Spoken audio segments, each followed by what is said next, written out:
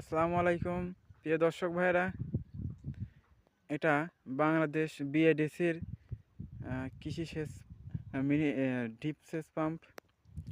তো এইভাবে এই যে ডিপ থেকে এইভাবে পানির লাইন বের করা আছে, এইভাবে এখানে আপনার ফিতি এই মুখে এইভাবে রশি দিয়ে বেঁধে দূরে কিন্তু সেচ দেওয়া যায় জমিতে।